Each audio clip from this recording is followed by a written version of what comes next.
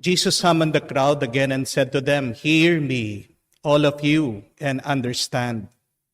Nothing that enters one from the outside can defile that person, but the things that come out from within are what defile." When he got home away from the crowd, his disciples questioned him about the parable. He said to them, "Are even you likewise without understanding?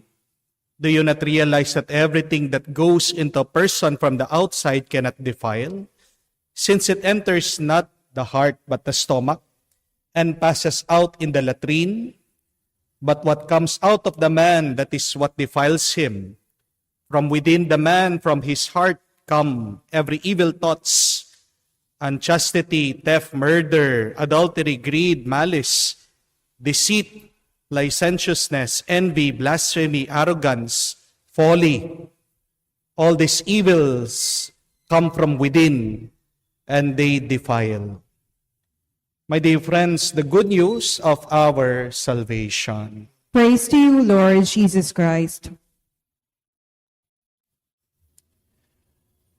Magandang gabi po muli sa inyong lahat. No? Ganyan din po sa ating mga bisita. Welcome po sa ating misa ngayong gabi. Hindi ko po makalimutan ang turo ng isang pari sa akin bago po ako maordinahan o bago po ako naging pari. Sabi po niya, hindi dahil kaya mong gawin, gagawin mo. Hindi dahil kaya mong bilhin, bibilhin mo. Pakaisipin niyo po yon. Napakagandang payo. Hindi dahil kaya nating gawin, ay gagawin na natin. At hindi dahil kaya mong bilhin, bibilhin mo. Oo nga po, kung kaya mo namang kumuha ng ibang asawa, liban sa asawa mo, pwede naman, di po ba? Pero, dahil ba kaya mong gawin, gagawin mo ba? Kaya mong bumili ng magarbong sasakyan kahit wala kang pera. Anong gagawin mo? Pwede kang mangutang, pwede kang magnakaw, makakabili ka, makakakuha ka. Pero, dahil kaya mo bang gawin, gagawin mo? Kapatid, bakit ba natin ginagawa yung mga bagay na ginagawa natin? Tandaan niyo po, hindi dahil kaya nating gawin, pero kung meron ka mang gagawin sa buhay mo, ito ay dahil ito ay mabuti at ito ay nagmumula kung sino ka. Let that be the base of our decision. How will you decide the actions to take in your life? Is it because you can? I hope not. Because not everything that you can do is good. Kung meron ka mang gagawin sa iyong buhay, sana ito ay dahil ito ay mabuti at ito ay dahil kung sino ka, ikaw ay anak ng Diyos. Pinapaliwanag sa atin ng Panginoon na sa puso natin diyan nagmumula ang lahat ng masama. Bakit kaya mong manira, magsinungaling? Ba't kaya mong pumatay? Ba't kaya mong makiapid? Ba't kaya mong manira ng iba? Ba't kaya mong magnakaw? Lahat ng mga masasama, lahat ng pangit, ba't kaya mong mainggit? Ba't kaya mong maging bastos? Ba't kaya mong magtaray? Bakit kaya mong maging masungit? Ito ay dahil nagmumula sa puso ng tao. Pero pinapaalala sa atin ng Diyos, hindi dahil kaya mong gawin, ay gagawin mo na. Di po ba? Being able to do it does not give you the permission to do it. kung alam natin na ito ay masama, dapat iwasan na natin. Di po ba? Ano po ba ang layunin ng buhay natin? Tandaan niyo po ito. Ito ay para bumalik tayo sa langit sa Diyos. Nung ginawa tayo ng Panginoon, malinis tayo eh. Napasama lang tayo, naging madumi lang tayo. Dahil sa ginawa ng ating mga ninuno. Dahil sa pagkadapa ni Adan at ni Eva sa tukso ng masama. Mula tayo sa langit pero pabalik tayo sa langit. At tandaan niyo po ito, hindi tayo makakapasok sa langit, hindi tayo makakabalik doon kung madumi tayo. At anong dumi ng ating buhay? Ang kasalanan. Ang unang-unang titignan ng Diyos sa atin, pagbalik natin sa Kanya, ay ang ating puso. Ang pusong magaan ay ang pusong makakapasok sa Kanyang kaharian. Pero ang pusong mabigat, kaya nga ikaw ay mahuhulog sa langit kamukha ng demonyo. Dahil napakabigat ng iyong puso, ng iyong kalooban. Yan yung tanong, how can we have a clean heart? Paano ba tayo magkakaroon ng malinis na puso? Napakaganda po ng turo ni Mother Teresa, sabi niya. A free heart is a clean heart. Ang malayang puso ay isang malinis na puso. Ano po ang kasalanan? Ang kasalanan ay ang pagkapit sa mga hindi makadiyos.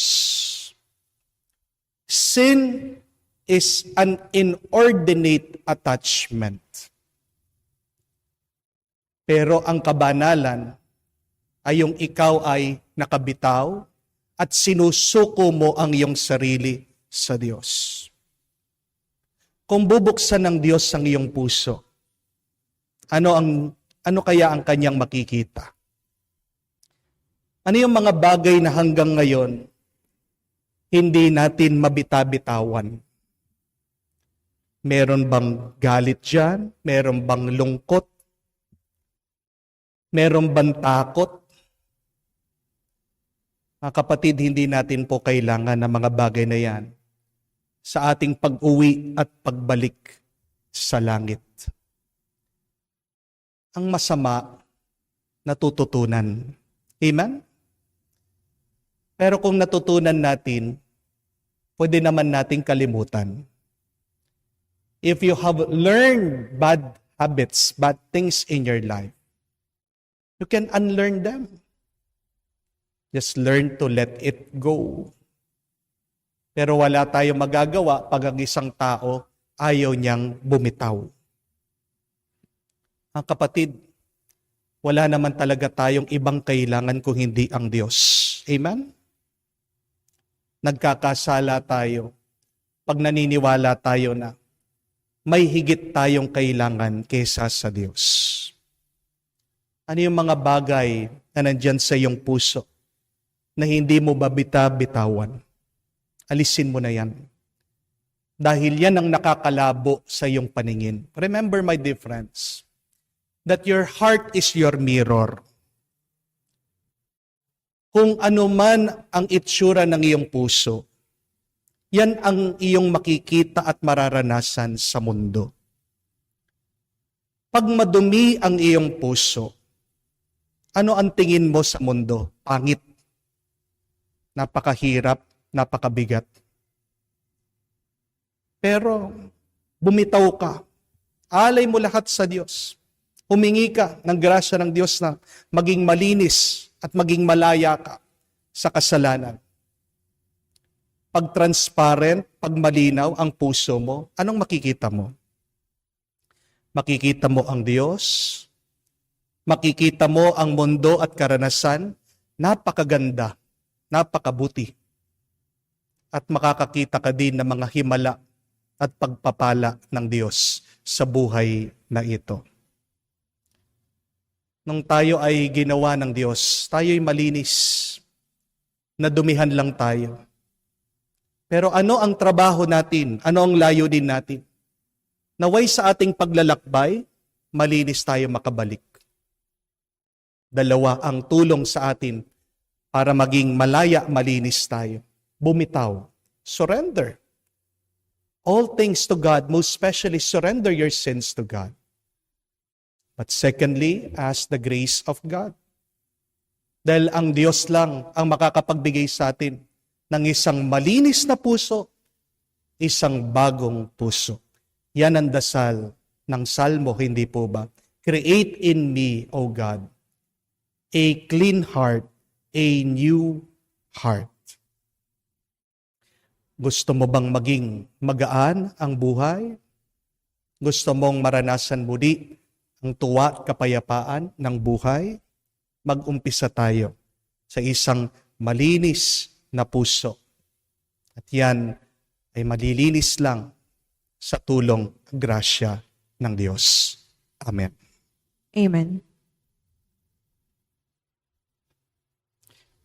Let us watch out against the things that really defile, things that come out from the disordered hearts. May the Lord give us a heart that is filled with pure intentions. Let our prayer be, Lord, hear our prayer. Lord, hear our prayer.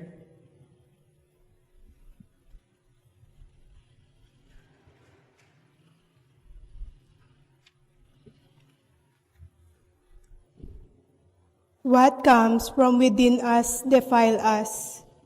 May we reject evil thoughts, unchastity, theft, murder, and other grievous sins, we pray. Lord, hear our prayer. May the Holy Spirit fill our mind with whatever is true, noble, pure, lovely, and admirable, we pray. Lord, hear our prayer. May we refrain from gluttony, remembering those who have little or nothing at all, and share our food with the hungry, we pray. Lord, hear our prayer. Let us also include in our intention and thanksgiving of Noel and Susan Sunga and family, Norris Serontalian family, Alex Nida Sadin family, Esther Precious Mitch J. Jun Seron Sanders and family, Kingsley Evelyn Tiglaon family, Luminado Evangeline Esgueren family, Emelito Valdez and family, Luz Nucum and family, Pepe Liling Espiritu and family, Jomar Rowena Tolosa and family, Winnie Zon Marcos C.J. Aguilar and family, Tonse Kiel Dantes Aguilar and family, Arnel Edith Arcanian family, Antonio Jovita Gimpatan and family, Pengmila Nigel Bagalawis and family, Mem Apostol, Rolando and Lovejoy Gonzalez, Ellen Backhausen, Greg Nancy Toledo, Alcobendas family, Harvey Bien Dison and family, Michelle and Jason Villatario and family, Grace Nonelon Besana and family, for the special intention of Desiree Cruz, Marie Fran Salas, Calvin Jane Aguilar, for the birthday blessing of Nancy Mateo, for the death anniversary of Leonora Tiglao, and for the eternal rest and peace of the souls of Rosario and Marlene Conrado, Victoria Fernando Jr. Encarnacion, Jaggerson Marnili, Richard Jiao, Miguel Marcos Jr. Juanita, Antonio Jose, Jesus Sr. Alan Agosto, Alicia Eugenio, Cirilo Apolonia, Teresita, Gloria Medina, Nestor Esterlita, and Fermina. Let us pray to the Lord. Lord, hear our prayer. Lord, you alone know the human spirit. Let us be slow in judging and condemning others, but be generous in understanding and forgiving them. We ask this through Christ our Lord. Amen.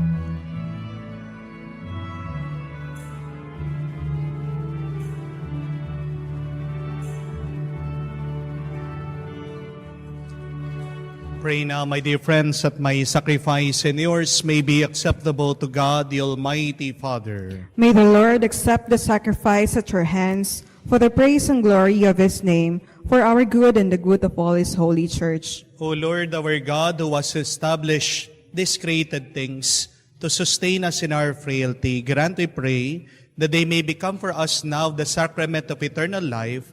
We ask this through Christ our Lord. Amen. The Lord be with you. And with your spirit, Lift up your hearts. we lift them up to the Lord. Let us give thanks to the Lord our God. It is right and just. It is truly right and just, our duty and our salvation, always and everywhere to give you thanks, Lord, Holy Father, Almighty and eternal God, for in you we live and move and have our being. And while in this body, we not only experience the daily effects of your care, but even now possess a pledge of life eternal. For having received the first fruits of the Spirit, through whom you raised up Jesus from the dead, we hope for an everlasting share in the Paschal mystery. And so with all the angels we praise you, as in joyful celebration we now acclaim.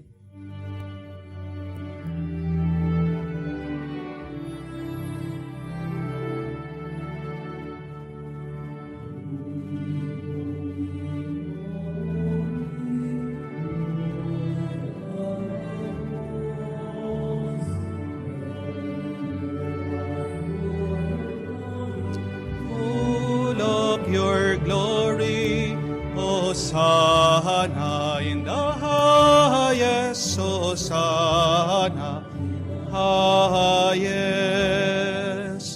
Blessed is he who comes in the name of the Lord, Hosanna in the highest, Hosanna in the highest. Sana in the highest, Sana in the highest.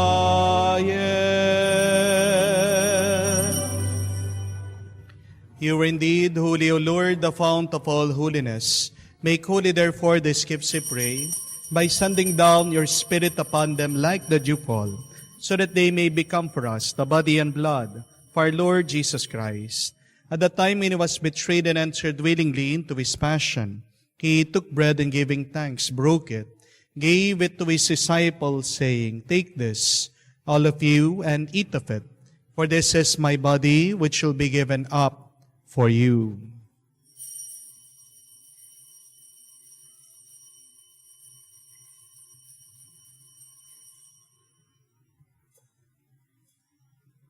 In a similar way, when supper was ended, he took the chalice, and once more, giving thanks, gave the chalice to his disciples, saying, "Take this, all of you, and drink from it, for this is the chalice of my blood, the blood of the new and eternal covenant, which will be poured out for you and for many, for the forgiveness of sins. Do this in memory of me."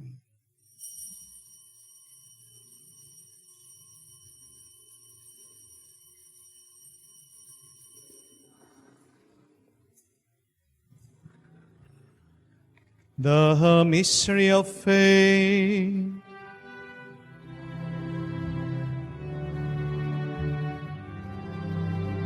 Of his death and resurrection, we offer you, Lord, the bread of life and the chalice of salvation, giving thanks that you have held us worthy to be in your presence and minister to you.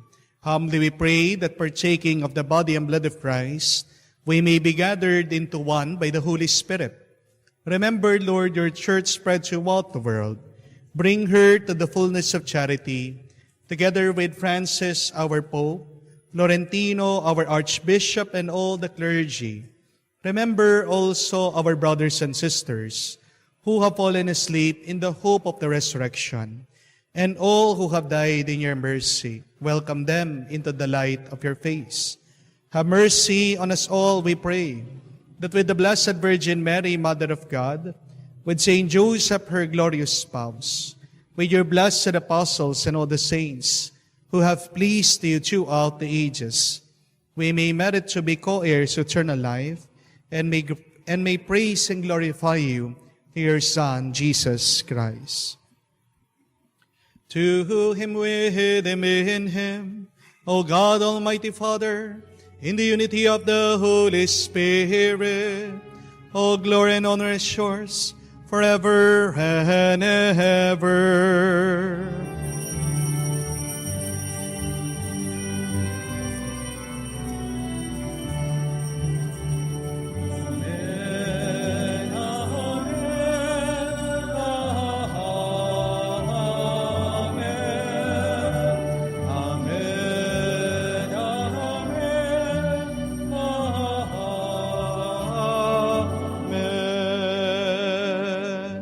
The Savior's command and formed by divine teaching, we now dare to pray.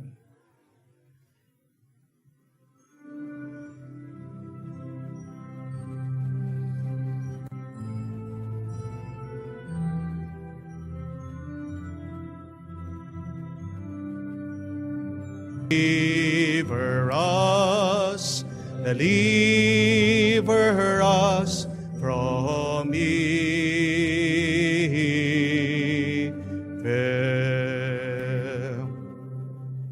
Deliver us, Lord, we pray, from every evil. Graciously grant peace in our days, that by the help of your mercy we may be always free from sin, and safe from all distress as we await the blessed hope and the coming of our Savior, Jesus Christ. The power and the glory are yours now and forever.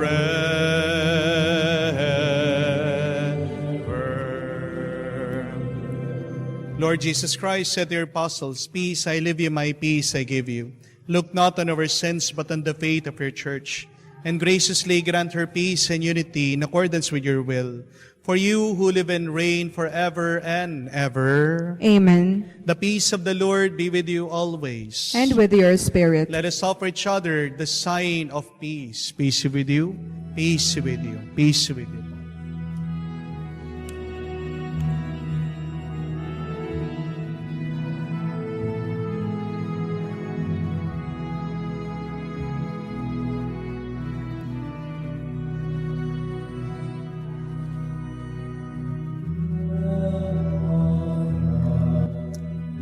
Take away the sins of the world.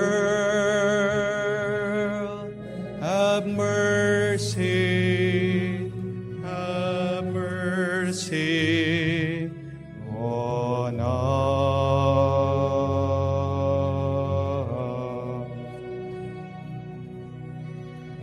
Lamb of God, you take away the sins of the world.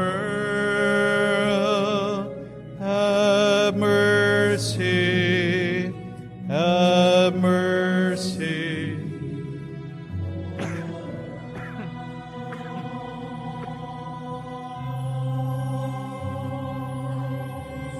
Lamb of God, you take away the sins of the world. Grant us peace. Grant us peace.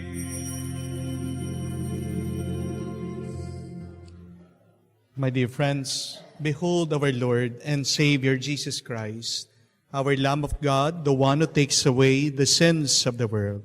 Blessed are we now called to be with him in the banquet of the Lamb. Lord, I am not worthy that you should enter under my roof, but only say the word and my soul shall be healed.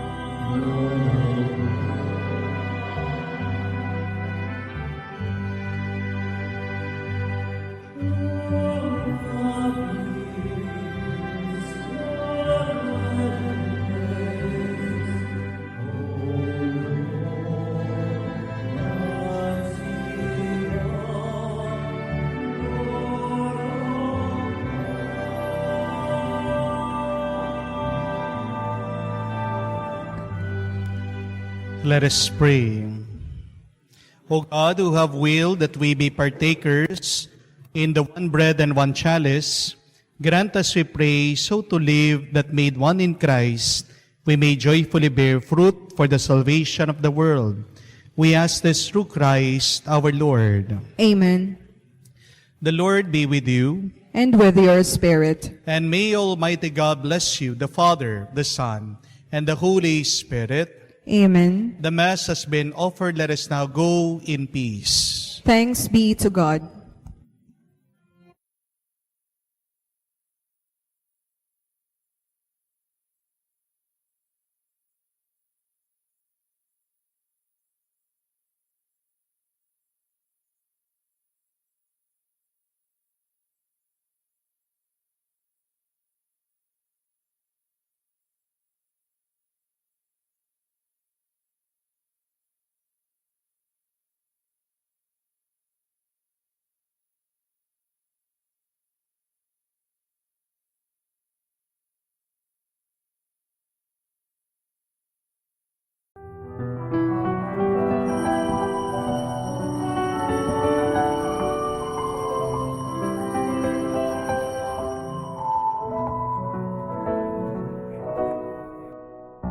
Ako'y kaawaan, o mahal kong Diyos, sangayon sa iyong kagandahang loob. Mga kasalanan ko'y iyong bawiin, ayon din sa iyong pag-ibig sa akin. Linisin mo sana ang aking karuhan at patawarin mo ang aking kasalanan. Sa ngalan ng Ama, ng Anak at ng Espiritu Santo, Amen. sumainyo ang Panginoon. At sumainyo rin. Halina mga kapatid, sa banal na misang ito, pinagpapatuloy natin ang ating paglalakbay sa panahon ng Kwaresma. Naway sa ating pagdarasal, pagtitimpi sa ating makasalanang pagnanais, maging daan ng ating paglalapit sa Diyos, maging mas makamukha niya. 3 bagay ang makakapukaw sa atensyon ng Diyos. Una, ang ating pananampalataya. Pangalawa, ay ang ating pagpapakumbaba. Pero pangatlo, ang ating pagsasakripisyo o pag-aayuno. Mga kapatid, may himala, may pagpapala, at may bendisyon. Pag pinipili natin unahin ang Diyos, kaysa sa unahin nating punuin ang ating mga tiyan, ang pangangailangan ng ating pangangatawan. Hilingin muli natin na tulungan tayo ng Diyos na makita natin ang buong lakas at buhay natin ay siya lamang. Sa mga pagkakataon na dahil sa ating mga pagkakasala tayo ay lumayo sa Diyos, hilingin natin ang kanyang awa para minsan pa tayo ay maging karapat-dapat makatanggap sa mga banal na misteryo. Inaamin ko Sa makapangyarihang Diyos at sa inyo mga kapatid, na lubha akong nagkasala sa isip, sa salita, sa gawa, at sa aking pagkukulang. Kaya isinasamo ko sa mahal na Birheng Maria, sa lahat ng mga anghel at mga banal, at sa inyo mga kapatid, na ako'y ipanalangin sa Panginoong ating Diyos. kaawaan tayo na makapangyarihan Diyos, patawarin tayo sa ating mga kasalanan, patnubayan tayo sa buhay na walang hanggan. Amen. Panginoon, kaawaan mo kami. Panginoon, kaawaan mo kami. Kristo, kaawaan mo kami. Kristo, kaawaan mo kami. Panginoon, kaawaan mo kami. Panginoon, kaawaan mo kami. Manalangin tayo. Ama naming makapangyarihan, ang sinimulan naming kusang pagpapakasakit ay subaybayan mo ng iyong pagmamalasakit upang sa pinagtitiisan ng aming katawan ay maisaloob namin at maganap na may katapatan. Sa pamamagitan ni Jesucristo, kasama ng Espiritu Santo, magpa sa walang hanggan. Amen. Pagbasa mula sa aklat ni Propeta Isaías. Ito ang sinasabi ng Panginoon, ikaw ay sumigaw ng ubos lakas. Ang sala ng bayan ko sa kanila'y ihayag. Sinasamba ako, kunway hinahanap. Sinusundan-sundan, parang natutuwang ang kalooban ko'y kanilang malaman. Ibig palabasin na ang gawain nila ay matuwid at di lumilihis sa tuntuning aking ibinigay. Wari natutuwang sa aki sumamba at ang hinihingi hatol na matuwid. Ang tanong ng mga tao, bakit ang pag-aayuno nati di pansin ng Panginoon? Nagugutom lang tayo, ngunit walang kabuluhan.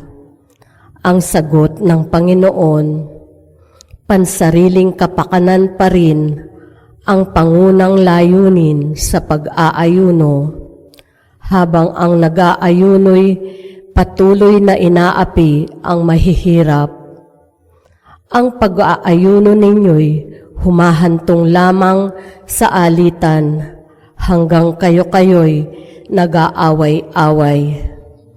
Kung ang pag-aayunong ginagawa ninyo ay gayon din lamang, ang inyong pagtawag ay tiyak na hindi ko pakikinggan. Sa inyong pag-aayuno, pinahihirapan ninyo ang inyong sarili. Yumuyuko kayong parang damong hinihipan ng hangin. Nagdaramit kayo ng sako at nahihiga sa abo. Pag-aayuno na ba yan? Akala ba ninyo'y nasisiyahan na ko riyan? Ito ang gusto kong gawin ninyo. Tigilan na ninyo ang pang-aalipin, sa halip ay pairalin ang katarungan. Ang mga api, palayain ninyo at tulungan.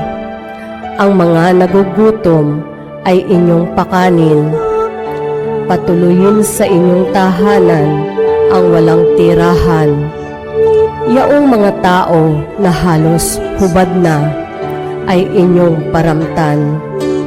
Ang inyong pagtulong sa mga kasama ay huwag tatalikdan. At kung magkagayon, matutulad kayo sa bukang liwayway. Hindi maglalaot, gagaling ang inyong sugat sa katawan. Ako'y laging sa inyo. Ililigtas kayo at iingatan kahit saang lugar. Sa araw na iyon, diringgin ng Panginoon ang dalangin ninyo. Pag kayo'y tumawag, ako'y tutugon agad. Ang salita ng Diyos.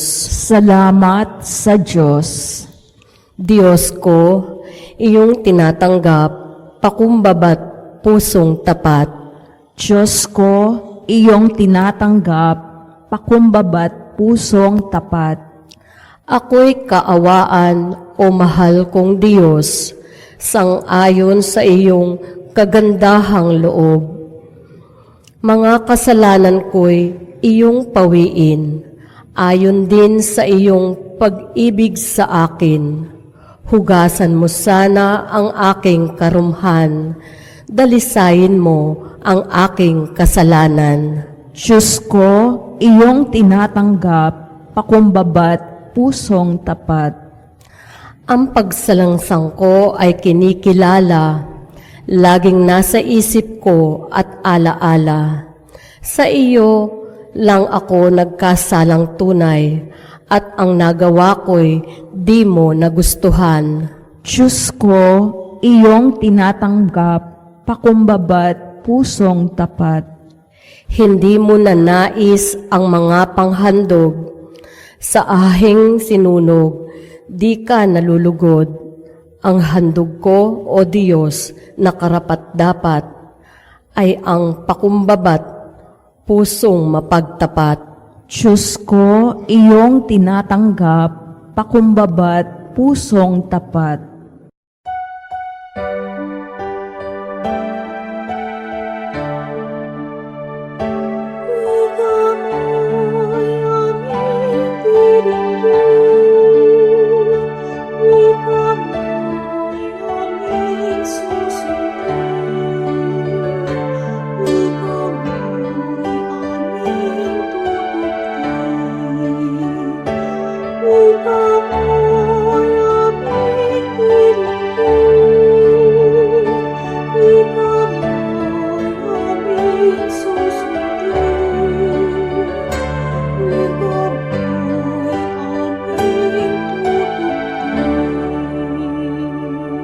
Matuwid ang dapat gawin, masamay iwasan natin, at tayo ay bubuhayin. Ang Diyos ay sasaatin, atin siyang makakapiling. Sumainyo ang Panginoon. At sumainyo rin, Ang mabuting balita ng Panginoon ayon kay San Mateo. papuri sa iyo, Panginoon. Nung panahong iyon, lumapit kay Jesus sa mga alagad ni Juan Bautista. At ang wika, malimit kaming mag-ayuno, at gayon din ang mga Pariseo. Bakit po hindi nag-aayuno ang inyong mga alagad? Sumagot siya, maaari bang magdalamhati ang mga panauhin sa kasalan habang kasama nila ang lalaking ikinakasal? Kapag wala na siya, saka pa lamang sila mag-aayuno. Mga kapatid, ang mabuting balita ng Panginoon. Pinupuri ka namin, Panginoong Hesu Kristo.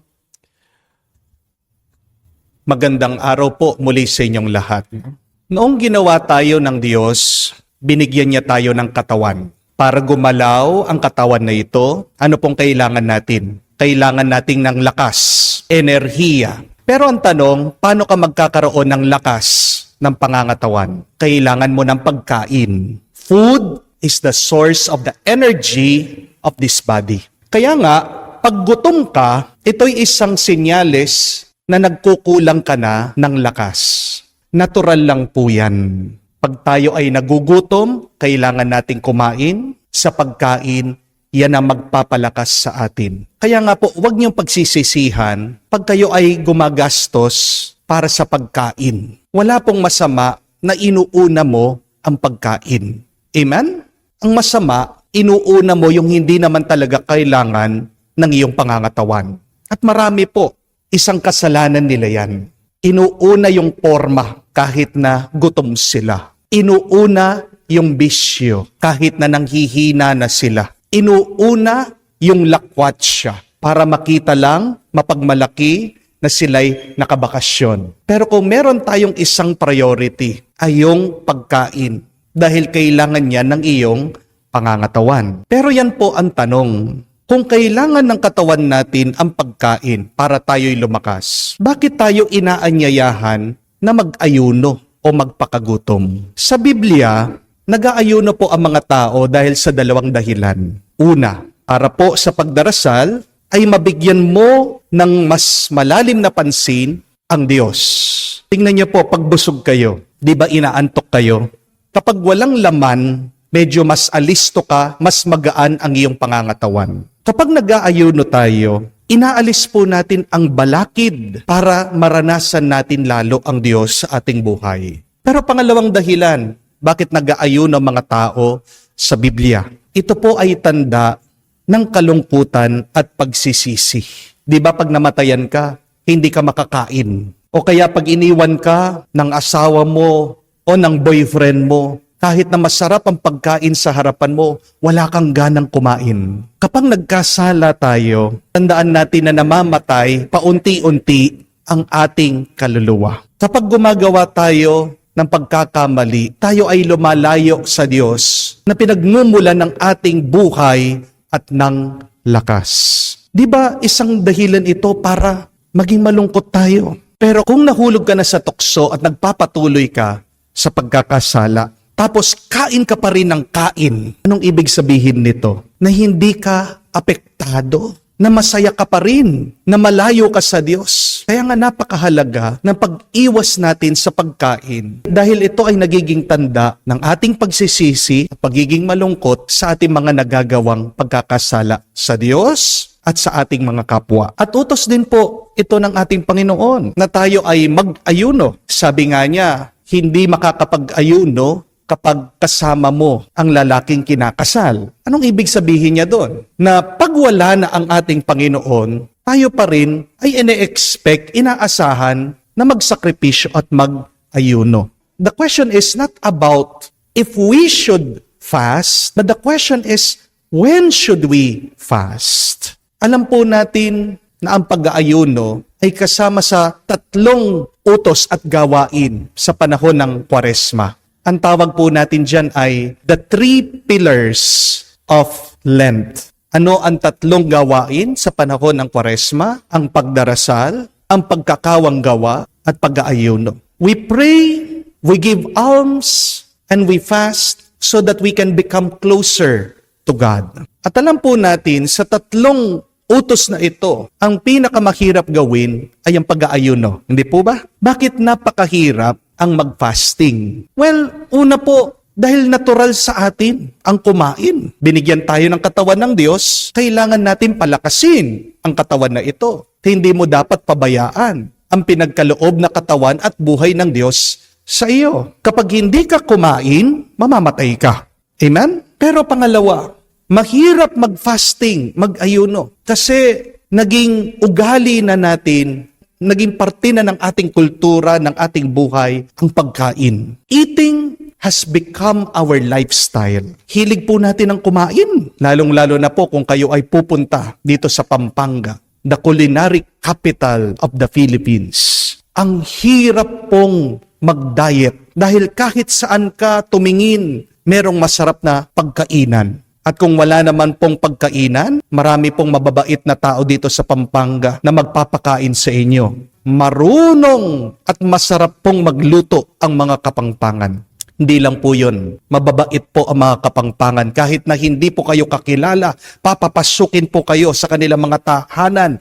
Bubusugin po kayo. At pag nakita po nila na hindi nyo inuubos yung pagkain na hinahanda nila sa inyo, magagalit po sila. Because food is also an expression of our love. Kami lang nga po mga pare, pag kami ay nakikipagbisita, hinahanda lahat na masasarap na pagkain. Ito po ay tanda ng respeto at pagmamahal ng mga tao sa pare.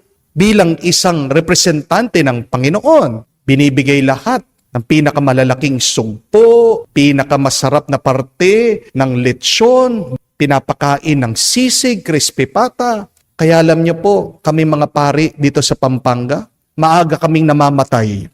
Hindi namin ba alam kung talagang mahal kami o talagang paunti-unti lang kaming pinapatay? Mahirap pong mag-ayuno pag ikaw ay nakapaikot ng pagkain, ng pinagkakainan at ng mga taong gustong magbusog at magpakain sa iyo. Pero kahit na mahirap, bakit ba natin kailangan gawin ang pag-aayuno? Even if it is very difficult to fast, we should do it. What is the reason? First, there is a physical benefit in fasting. Maganda po sa ating pangangatawan ang pag-aayuno. Lumalakas po ang inyong katawan pag kayo ay nagfa-fasting. Pero bago po kayo mag-fasting, linawin po natin. May 3 klase ng pag-aayuno sa Biblia. Pwede po kayong pumili sa kung ano ang klase ng pag-aayuno o fasting na inyong gagawin. Ang una po yung tinatawag nilang the standard fasting. Ito po yung ginawa ng ating Panginoon for 40 days doon sa disyerto. Hindi siya kumain ng pagkain pero uminom siya ng tubig. Ang tawag po dito ay water fasting din. But the second kind of fasting is what we call partial fasting. Ito naman po yung ginawa ni Propeta Daniel at ng mga kasamahan niya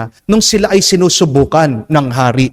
Ang kinain lang po nila ay gulay at tubig, partial fasting. Yung pangatlo ay yung total fasting. Talagang wala. Pagkain, tubig, magtiis ka, wala ka dapat pinapasok sa iyong katawan. Yan naman po ang ginawa ni Moises at ni San Pablo. Posible po yan. Kaya nga po, huwag niyo po sasabihin na imposible ang pag-aayuno. Posible po. Pwede nating gawin. Ang tanong lang, anong klase ng pag-aayuno ang gagawin mo? At ayon po sa pag-aaral, yung mga taong nag-aayuno o nagpa-fasting, may pagbabago pong maganda na nangyayari sa kanilang pangangatawan.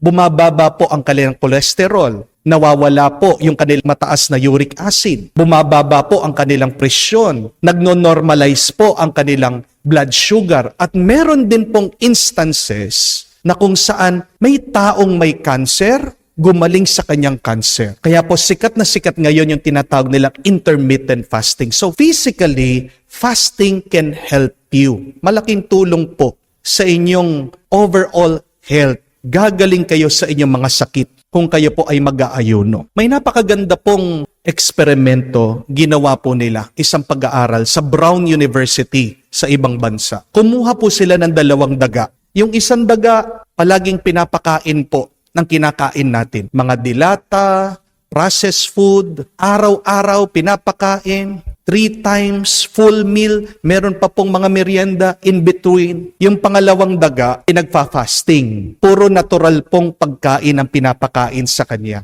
Once a day lang po pinapakain. Pagkatapos po ng 1 buwan, kinuha yung 2 daga, tinesting, sinubukan. Pinalangoy po sa isang swimming pool. Pero nilagyan po sa gitna isang island na pwede nilang languyan, puntahan, para hindi sila malunod doon sa swimming pool. Alam niyo po kung anong nalaman nila? Alam niyo po kung anong nakita nila? Yung daga na nagpa-fasting at kumakain ng natural na pagkain. In 5 seconds, alam niya ang kanyang gagawin para hindi siya malunod. Napakabilis po niyang lumangoy, nakarating po siya doon sa island, doon sa nilagay nilang platform. Pero nabigla sila dito sa isang daga na palagi nilang pinapakain, hindi nagpa-fasting. Nung nilagay na po sa tubig, nagpaikot-ikot po ito sa swimming pool. Hindi niya alam kung anong kanyang gagawin. Nalilito po siya.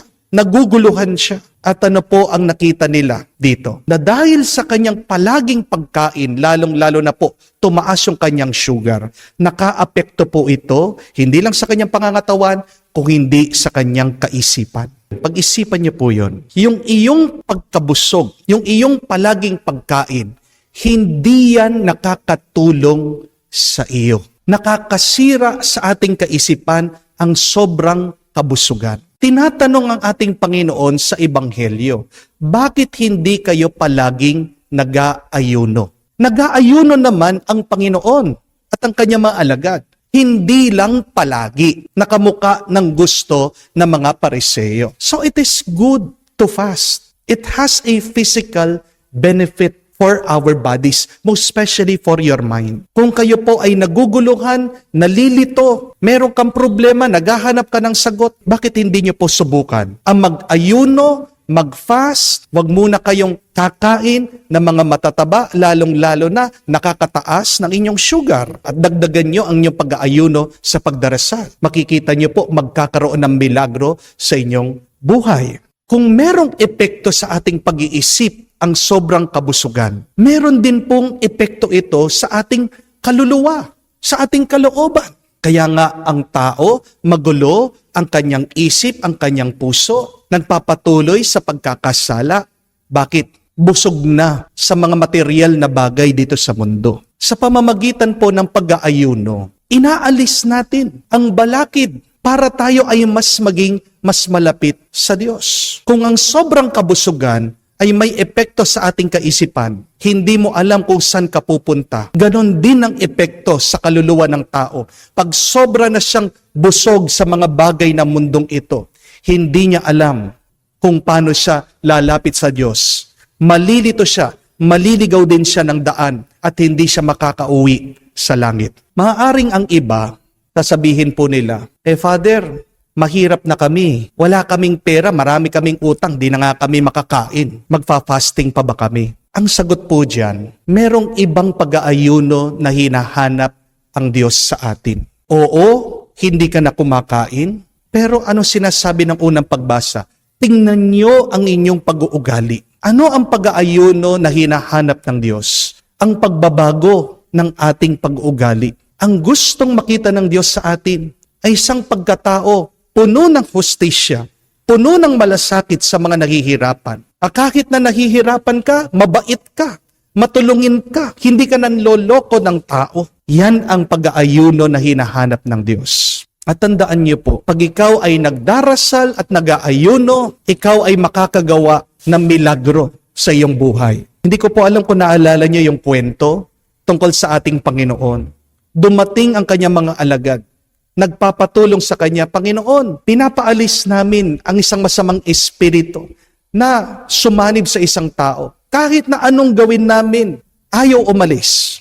At ang ating Panginoon, agad niya napaalis yung masamang espiritu doon sa tao. Tinatanong nila, paano niyo po napaalis? Bakit kami? Dasal na kami ng dasal. Sinasabi namin ang pangalan mo dito sa masamang espiritong ito, ayaw umalis. Ano po ang sagot ng ating Panginoon? Mapapaalis nyo lang ang masamang espiritong ito sa pamamagitan ng dasal at pag-aayuno. This time you can only expel the evil spirit through prayer and fasting. Kaya nga po, pag meron kang problema, nananatili na ayaw umalis, pag meron kang pagsubok na hindi ka makahanap ng sagot ng kailangan mong gawin, magdasal ka at mag-ayuno. Yan man ay isang tao na gusto mong magbago, yan man ay problema mo sa iyong utang, nahihirapan ka financially, yan man sa iyong karir, sa iyong trabaho, yan man ay sa iyong pangangatawan, may sakit ka,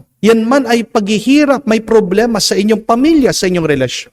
Gusto mong magkaroon ng pagbabago, ng milagro, do not only pray, do not only believe in God, but start by fasting. Subukan mo na bawasan ang pagkain, subukan mo na alisin ang nagiging hadlang na iyong paglapit sa Diyos. At maging gutom ka sa Panginoon.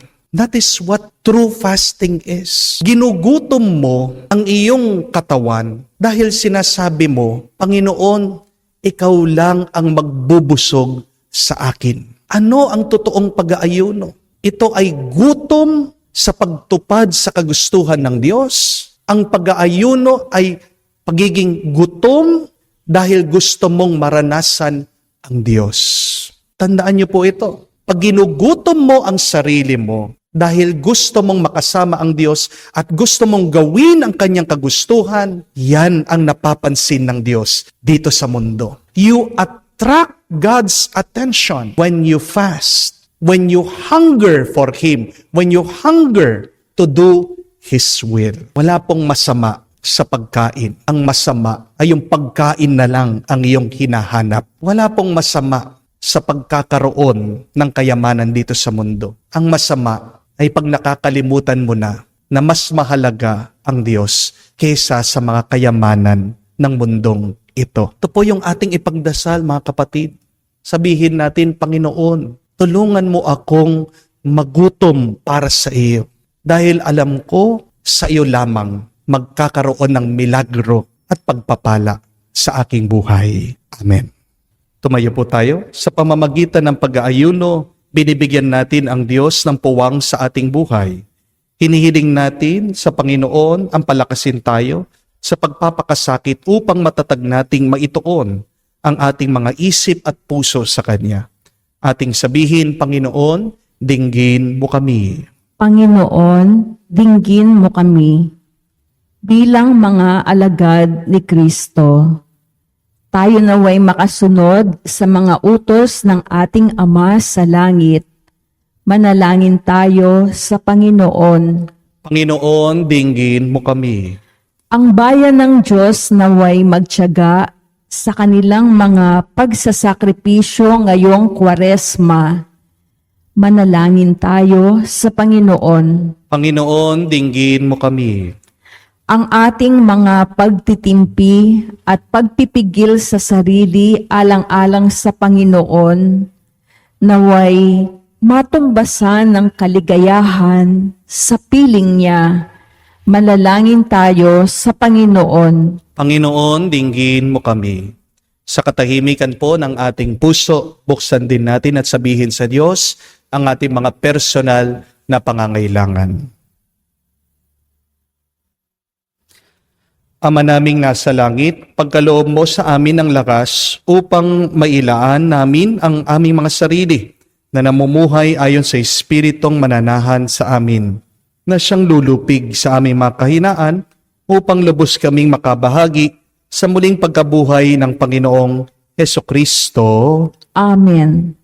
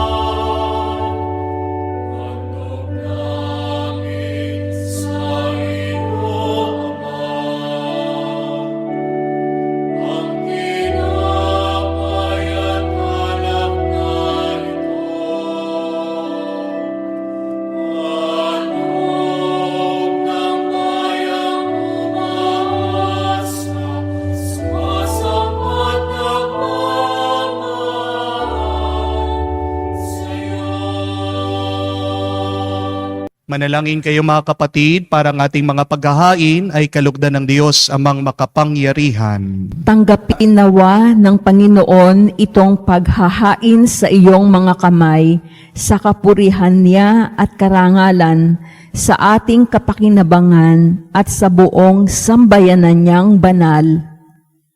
Ama naming lumikha, inaalay namin ang aming ginanap sa 40 araw sa paghahandang bilang aming hain, na nagpapagindapat na iyong kalugdan ang aming kalooban at nagdudulot ng kakayanan sa pagtitimpi namin. Sa pamamagitan ni Jesucristo kasama ng Espiritu Santo, magpa sa walang hanggan. Amen. Sumainyo ang Panginoon, At sumainyo rin, itaas sa Diyos sa inyong mga puso at diwa. itinaas na namin sa Panginoon. Pasalamatan natin ang Panginoong ating Diyos. Marapat na siya ay pasalamatan.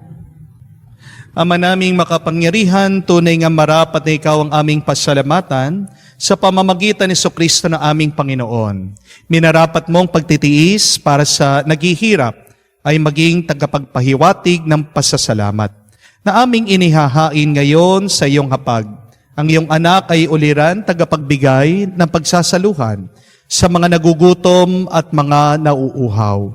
Sa pagsunod namin sa giliw mong anak, ang pagkamaawain mo ay aming ginaganap upang ang pag-iimbot ay mapawing lahat sa aming pag-uugali at gawaing binabalak. Kaya kaisa na mga anghel na nagsisiawit ng papuri sa iyo, walang humpay sa kalangitan, kami nagbubunyi sa iyong kadakilaan.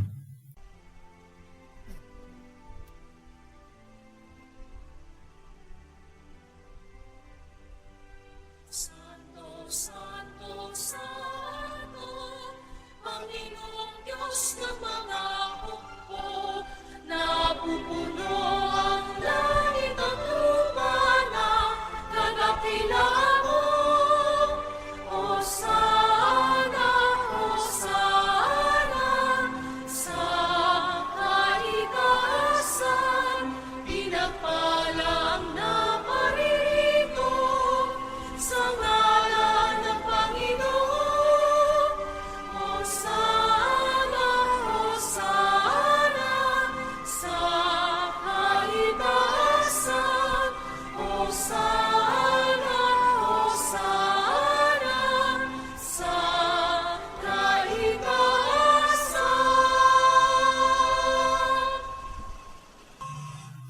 Ama naming banal, ikaw ang bukal ng tanang kabanalan. Kaya't sa pamamagitan ng iyong Espiritu, gawin mong banal ang mga kaloob na ito, upang para sa amin maging katawan at dugo ng aming Panginoong Heso Kristo.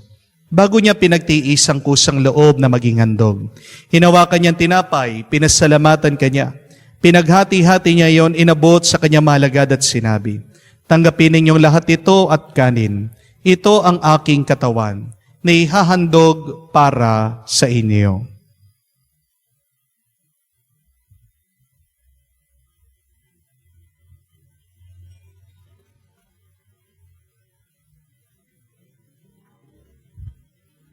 Gayon din naman nang matapos ang hapunan, hinawakan niya ang kalis.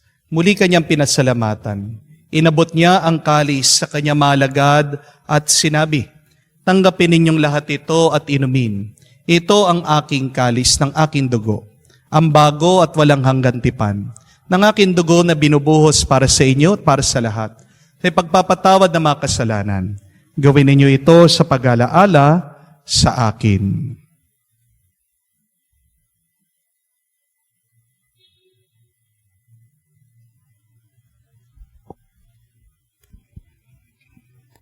Ang misteryo ng pananampalataya. Si Kristo'y namatay, si Kristo'y nabuhay, si Kristo'y babalik sa wakas ng panahon. Ama, ginagawa namin ngayon ang pag-alaala sa pagkamatay muling pagkabuhay ng iyong anak. Kaya tiniyalay namin sa iyong tinapay nagbibigay buhay at ang kalis na nagkakaloob ng kaligtasan. Kami nagpapasalamat dahil kami yung minarapat na tumayo sa harap mo para maglingkod sa iyo. Sinasamo namin kami magsalo-salo sa katawan at dugo ni Kristo ay mabuklod sa pagkakaisa sa pamamagitan ng Espiritu Santo. Ama, lingapin mo ang iyong simbahan, laganap sa buong daigdig. Puspusin mo kami sa pag-ibig. Kaysa ni Francesco, ang aming Papa, Florentino, aming Arsobispo, at ng Tanang Kaparihan. Alalahanin mo rin ang aming mga kapatid na nahihimlay may pag-asang muling mabubuhay. Gayon din lahat ng mga pumanaw. Kawan mo sila't patuloyin sa iyong kaliwanagan. Kawan mo at pagindapatin kaming lahat, makasalo sa buhay na walang wakas. Kaisa na mahal na Birhen Maria, Ina ng Diyos, kaisa na mga apostol lahat ng mga banal, na namumuhay dito sa daigdig na kalugod-lugod sa iyo. May pagdiwang nawa namin ang pagpupuri sa kararangal mo sa pamamagitan ng iyong anak kaming Panginoong Heso Kristo. Sa pamamagitan ni Kristo, kasama niya at sa Kanya, ang lahat ng parangal at papuri ay sa iyo, Diyos Ama, makapangyarihan, kasama ng Espiritu Santo, magpasawalang hanggan. Amen, amen, amen. Sa nakakagaling na utos at turo ni Jesus na Panginoon natin at Diyos, ipahayag natin ng lakas loob.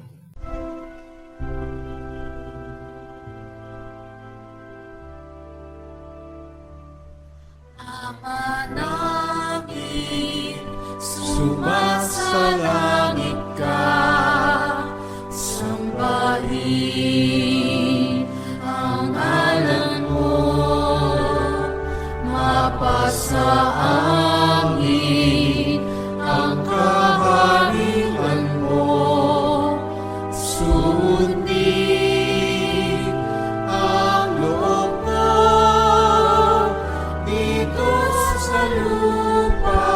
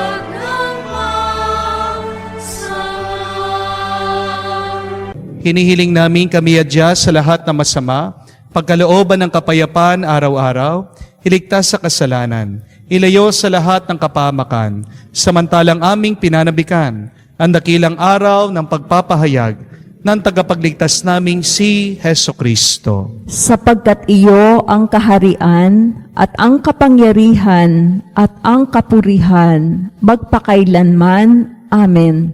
Panginoong Yeso Kristo, sinabi mo sa iyong mga apostol, kapayapaan ang iniiwan ko sa inyong aking kapayapaan ang binibigay ko sa inyo.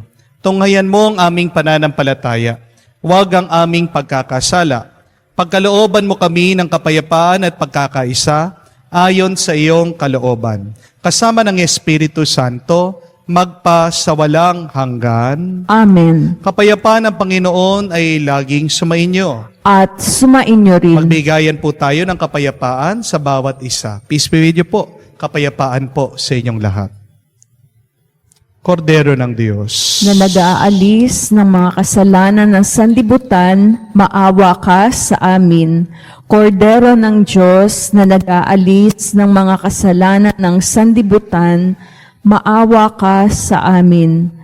Kordero ng Diyos na nag-aalis ng mga kasalanan ng sanlibutan, ipagkaloob mo sa amin ang kapayapaan. mga kapatid, naririto ang ating Panginoong Jesucristo, ang Kordero ng Diyos, nag-aalis sa mga kasalanan ng sanlibutan. Mapalad tayong lumalapit sa piging ng Kordero. Panginoon, hindi ako karapat-dapat na magpatuloy sa iyo, ngunit sa isang salita mo lamang ay gagaling na ako.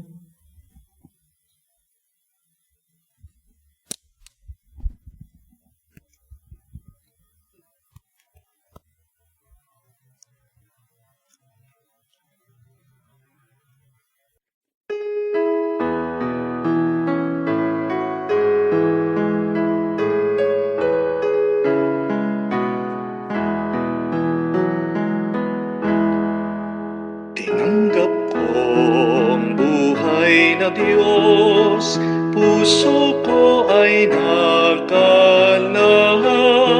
Tinanggap ko ang buhay na Diyos, puso ko ay natuwa.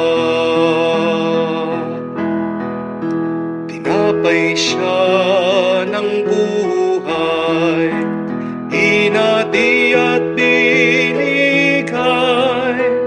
para mangbigay buhay, huwag mangamba kailanman. Tinanggap ko buhay na Diyos, puso ko ay nagalak. Tinanggap ko buhay na Diyos, puso ko ay natuwa.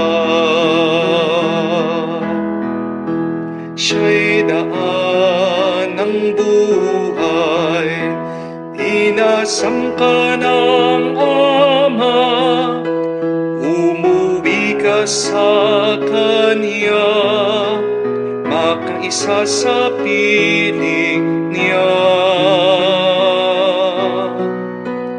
Tinggap ko ang buhay ng Diyos, puso ko ay naglalahak. Tinanggap ko ang buhay na Diyos, puso ko ay natuwa. Manalangin tayo. Ama naming mapagmahal, ang pakikinabang namin sa pagdiriwang na ito ay magdulot nawa ng kapatawaran sa aming mga kasalanan upang kami maging marapat sa iyong mapagpagaling na kabutihan. Sa pamamagitan ni Jesucristo, kasama ng Espiritu Santo, magpa sa walang hanggan. Amen. Kung hindi po mahalaga ang pag-aayuno, hindi dapat ito ginawa ng ating Panginoon. May dahilan na kahit ang ating Panginoong Diyos, si Jesus, ay nag-ayuno. Tandaan nyo, pagkatapos ng kanyang pag-aayuno, siya ay tinukso ng demonyo. Pero pagkatapos niyang nilabanan ang demonyo, dumating ang mga anghel para siya ay pakainin, para siya ay tulungan. Kaya kung gusto nyo din na makatanggap ng tulong at pagpupuno galing sa anghel ng Panginoon, ng Diyos, bakit hindi natin subukan tayong lahat na mag-ayuno?